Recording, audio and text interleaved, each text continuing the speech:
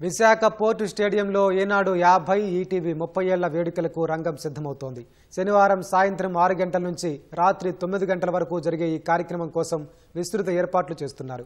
హైదరాబాద్ నుంచి వచ్చిన ప్రత్యేక సిబ్బంది, నిపుణులు స్టేజ్ నిర్మాణం, లైటింగ్ సహా ఇతర ఏర్పాట్లు వేగంగా చేస్తున్నారు.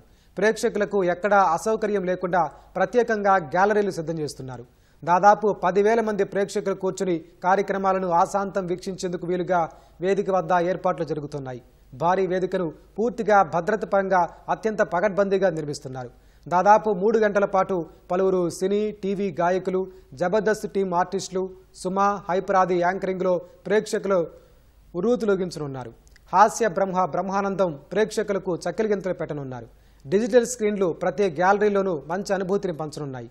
శ్రవణానందంగా ఉండేందుకు వీలుగా అధునాతన ఆడియో సిస్టంలను నిపుణులు ఏర్పాటు చేస్తున్నారు.